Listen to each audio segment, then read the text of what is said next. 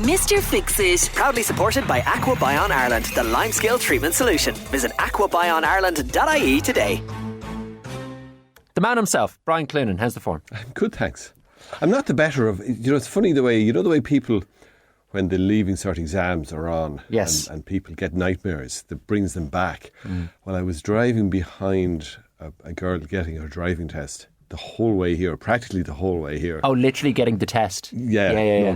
Being tested. Oh. And I was thinking, oh my God, sorry. Is that your phone? I forgot. Look, it's 30 years. I rarely forget to turn it off. No, what was it? When the wolf's away, the mice will play. Sorry about that. Yeah, no, you're fine. It's no problem. So I was just thinking I'd hate to be back doing my test. Yeah. Because I know when I was trying to teach our kids to drive, and of course, it's all so instinctive. I couldn't tell them, I couldn't tell them what I was doing and just why I was doing it properly. I just was doing it. Yeah. So obviously that means you're also doing things wrong because you're not thinking about it anymore. And the poor girl, a woman, why do people do it? A woman walked out. She's going through a junction. There's 5 people on either side waiting for the green man to come up, and a woman just walks across the road. Oh, you can't stand it. That's for someone taking a test as well. Oh, it's terrible. What did this? No, I'm not going to joke about that. It's road safety. Never mind. I failed 2 times consecutively. Oh no! And then, although, am I surprised? Of course not. And then I conceded defeat and went with the automatic gearbox. Oh really? That was the solution. How did you get on in your test? I actually did fail the first one and got the second one. No problem. What did you do wrong in the first? I can't remember. Something stupid, of course. Yeah, well, this is it. I parked... Something really stupid. I beached the car in a pedestrian crossing on the first test. That was unfortunate. Oh, no. Yeah, we'll move on. I've disgraced myself enough, I think. Trevor and No, the morning is young. I think you could do some more of it, yeah. Yeah, well, we've got another 35 minutes of your delightful company. Trevor in Athlone. Okay. Hi lads. We've recently bought a house that was built during the boom, so there's a bit of work to do bringing it back to life. There is, however, a jacuzzi bath, very Celtic Tiger. Very start the mixer, yeah. Turned it on, but there's actually an awful smell coming from it. He's never had a jacuzzi in his life, so he's mad to get it going. What should he do? Any tips or tricks from you? Okay, so he's a smelly jacuzzi. Yeah. This is terrible, but a jacuzzi is a bath, obviously, that has bubbles coming up and there's a reservoir underneath. And what happens is, when you have a bath and you pull the plug, and there'd often be a film on the bottom. And the film on the bottom is soap, scum, soap, scum and body fat. Stuff that's no longer on your person. Correct. Yeah. And that gathers in the reservoir underneath. Delicious. And if it's left alone, it just rots. It literally just goes. It ferments and rots and is absolutely vile. So really the best thing to do here is just you can get Milton or sterilising fluid, generic. There's a generic Milton. It's only a couple of euros for a litre. I'd get 2, it's only 3 or 4 euros, whatever it is, 3 or 4 euros per litre of this tall blue bottle, sterilising fluid, and put 2 of them into the bath. And just 2 whole bottles. 2 whole bottles. Yeah. And or even 1 bottle. Normally I'd say 1 bottle. But just because this sounds like it's being... If it's particularly bad. Yeah. So what you would do then is fill the bath just above the nozzles and turn it on. Cold is fine. And let it just fizz away. Let it work away, working its way through it. And I'd leave it then for a day or 2. This stuff is now gone in down below. So when you pull the plug, most of it will be gone, but some of it will be in down below. Or better still, do you know what you probably better do is let it work away for half an hour, leave the bath full of cold water, come back later that day or the following day and do the same thing again. Okay. And you're trying to work this through the system. And then what you do is let it run out, leave it for a day or 2. It's working away underneath where you can't see it, and then fill the bath right up to the top.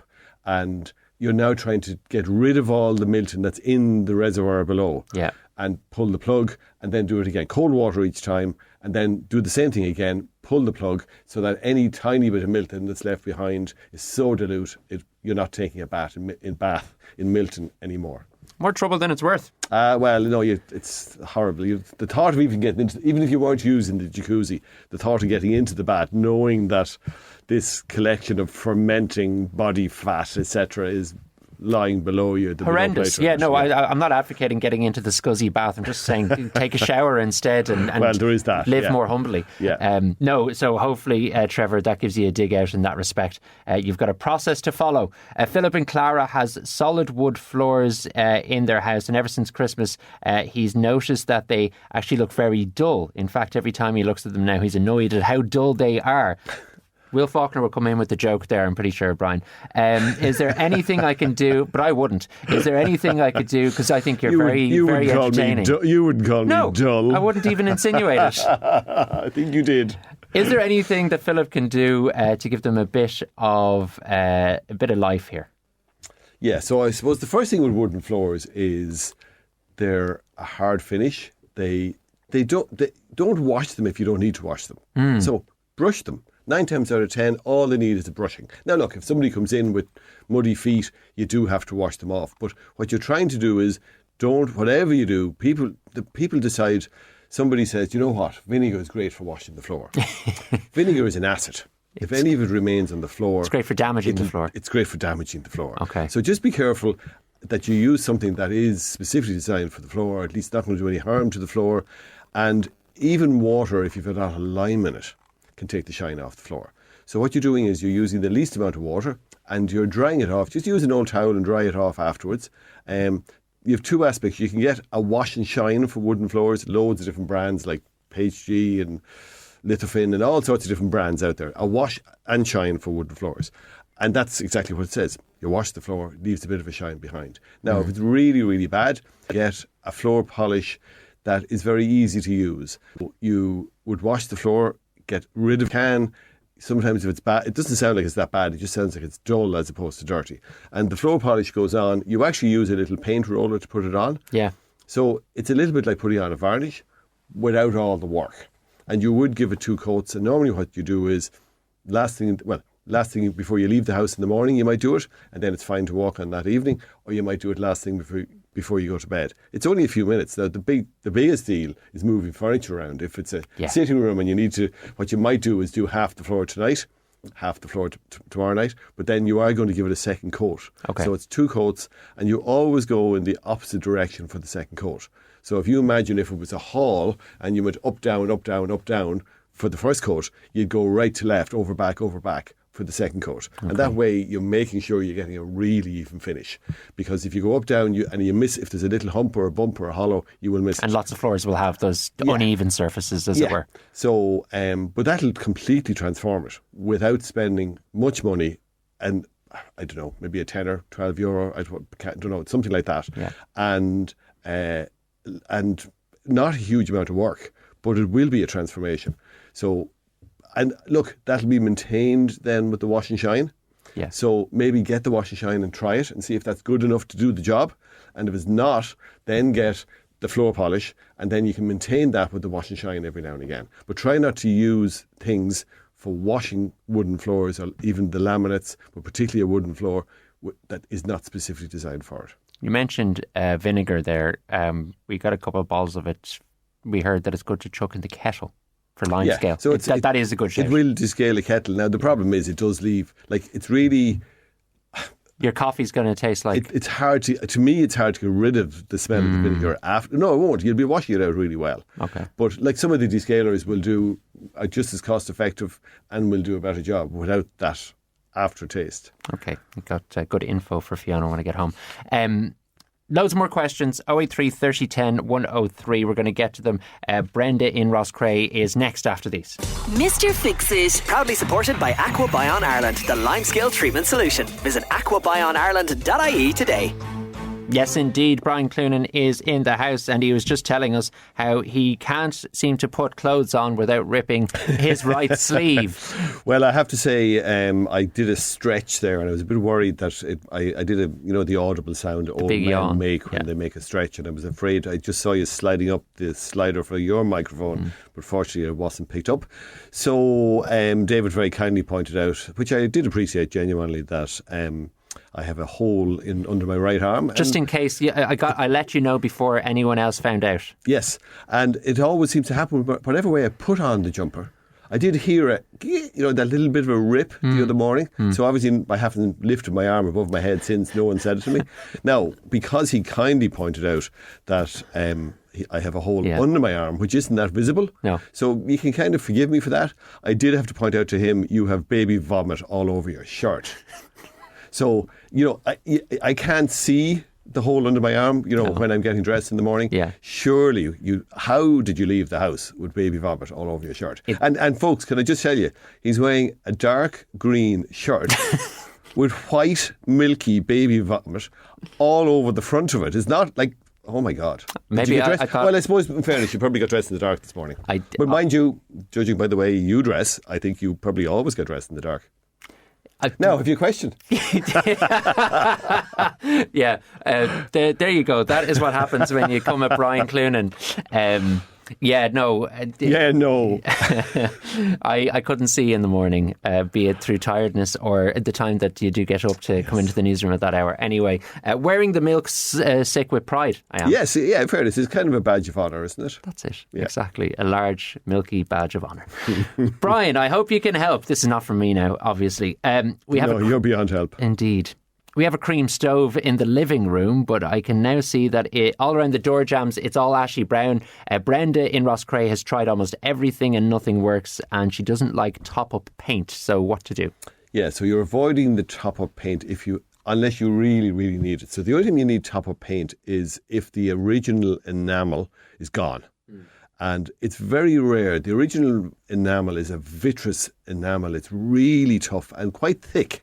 It's like maybe 5 millimetres or 4 millimetres thick. That's extraordinarily thick, isn't it? Exactly. Yeah. And when you use a touch-up enamel, if you buy the proper kit, it normally comes with a filler and a paint in it.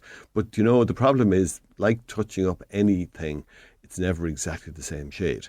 So I would say in this case, you have two things to try. The first thing you try is a ceramic hob cleaner with a nylon pad. Yeah. So that's a cleaning paste. You could also use the likes of Barkeeper's Friend, or you could use the likes of the Brass Polish Peak or Chic or one of those. So they're very, very slightly abrasive, not enough to do damage to the surface. It doesn't scratch the surface, but it is slightly abrasive. And combined with the nylon pad, it will often take it off. Now, it sounds as though she may have tried that already. So the next step is, if that doesn't work, and that's a good thing to have. The reason I'm saying buy that first or get that first, if you don't already have it, we often have it at home in the press for cleaning brass, for cleaning ceramic hob or whatever. Yeah. But that's good then for maintenance afterwards. But if it's so bad that won't take it off, well, then what you do is you can buy various oven cleaner kits, and they are the likes of Oven Pride, or there's various different ones, and they have a bottle of a paste, an oven cleaning paste. Now, I know this is the outside of a solid fuel cooker, but the reason it's so good is it's a little bit thicker than an ordinary spray. It's an awful lot thicker than an ordinary spray-on oven cleaner. So you would brush that on and then immediately cover it in cling film. Now, you mightn't be able to wrap it around, but if you get cling film and put it on a wet surface and pat it into place, it'll stay in place. The big thing is you do not want this paste to dry out. So if you looked at it, it says only leave on for 15 minutes because they don't want it to dry out. So by covering it in cling film, it doesn't dry out. You can leave it on for... It remains working. You'd leave it for a couple of hours, and then once again, you come back with your nylon scouring pad, or if it's really bad, a credit card, a loyalty card. You're using the loyalty card, the plastic card, like a scraper, but it's only plastic, so it's not going to scratch the enamel. But that's only if it's really, really hard. Honestly, after using the oven cleaner, it should be so soft, it just washes off without any problem whatsoever. But the big thing is when you wash it off and you dry it afterwards. And the reason for that is to make sure there's no residue left. Because remember I mentioned that the vinegar is an acid, and if you were to spill vinegar on a wooden floor and don't wash it off, it'll etch the surface. It'll leave the surface duller than the rest of the floor. And this is not an acid, it's an alkaline. But the effect is the very same. Okay. So if you leave it behind without washing it off properly, it will etch the surface and it'll look duller. So the best way to make sure that it's completely and utterly gone is wash it really well and then dry it with kitchen roller, dry it with an old rag or a towel to make sure there's no residue left whatsoever. Okay, hopefully that sets you right there, Brenda.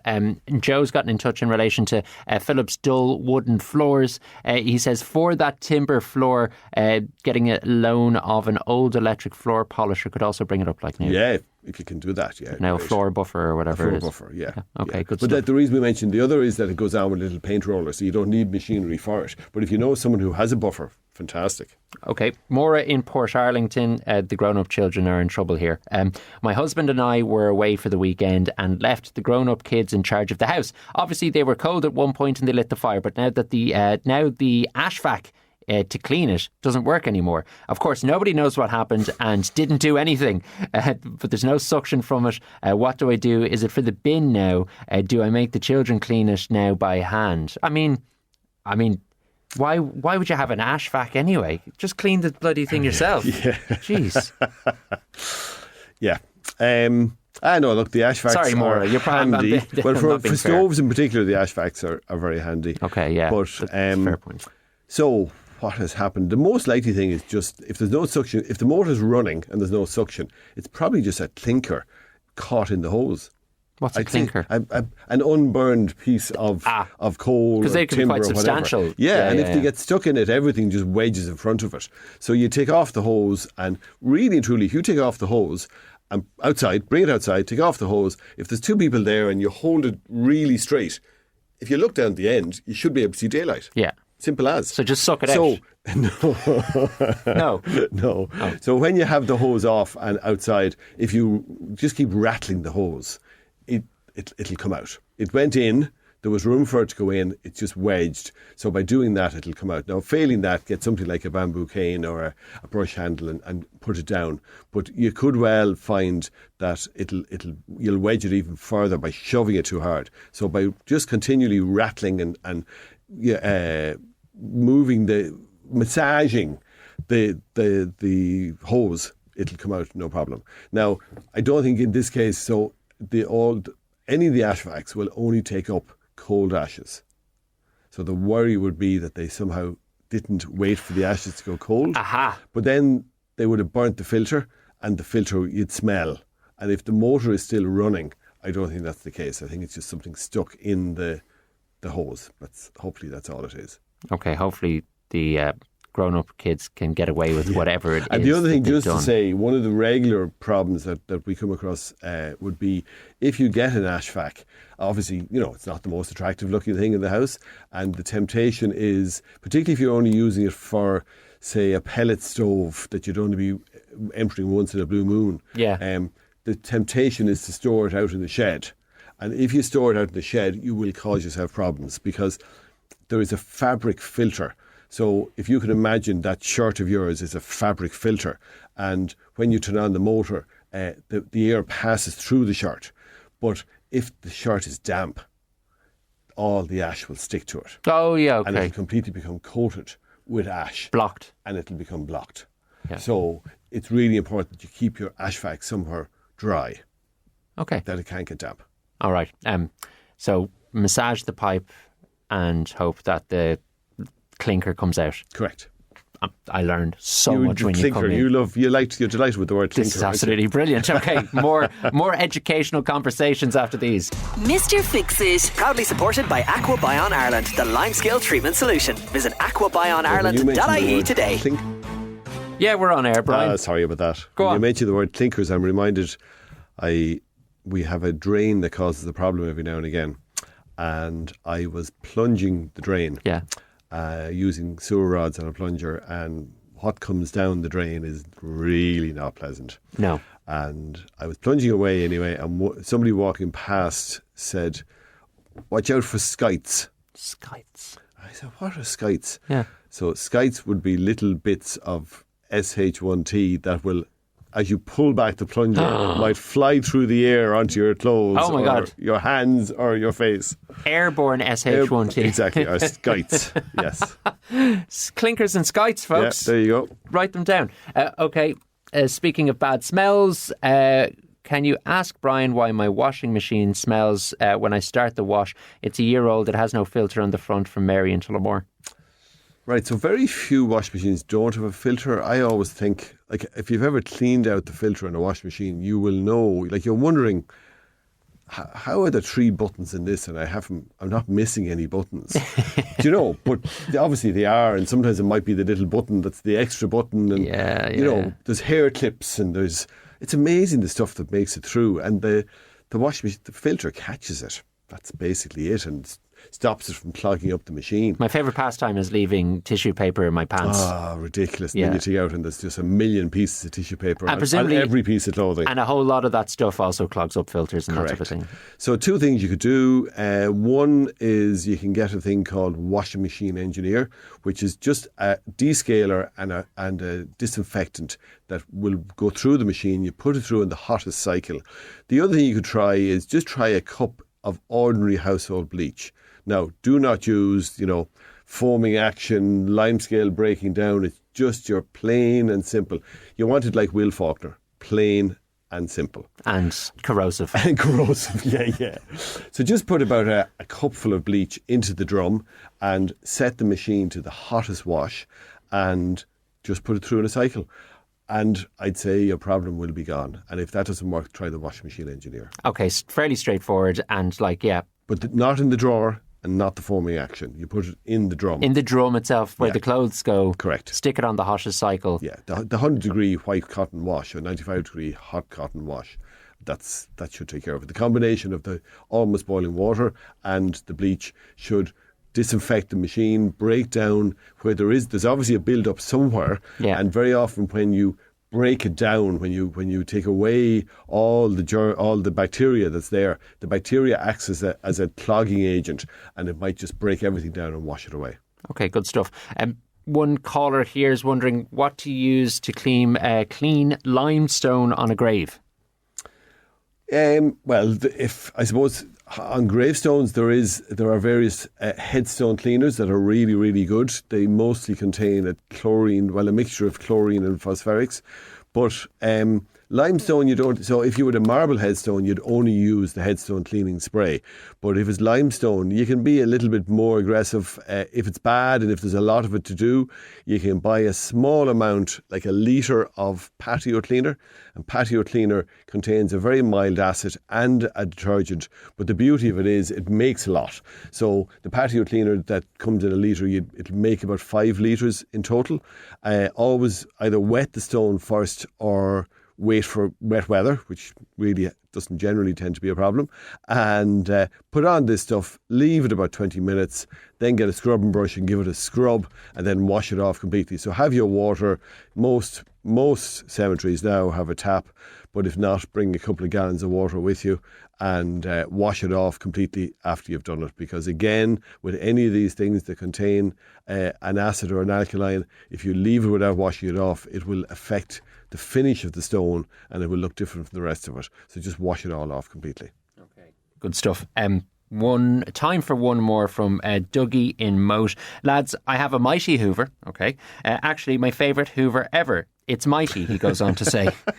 He's very excited about the Hoover. Unbelievable. But it stinks now every time I use it. It's actually gotten rotten. My wife is getting on to me about the smell now as well. What do I do? Sad as it seems, I don't want to throw out a great mighty Hoover just because it stinks. Did he use the word mighty twice? He did. 3 times. Stop. He used it 3 times. Now, I'm a big fan of our Henry Hoover at home. Yes. Always highly reliable. Henry Esch also. And all the Hoovers are available, etc. Anyway, so it's smelling bad. What do we think has happened here? He's hoovered up something dodgy at some point. Yeah, and it's probably in the filters. So most Hoovers have removable and washable filters. So it's a matter of take out the Hoover bag, replace the Hoover bag if there is a Hoover bag on it, and look for the filters. Look if you can't find them, Google it and see where they are. Take them out.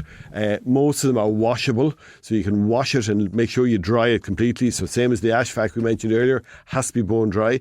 So, but normally you take it out. If you beat it against the wall or beat it against the ground, you'll see all the dust coming off, and get a stiff brush, give it a stiff brush, and then you can wash it.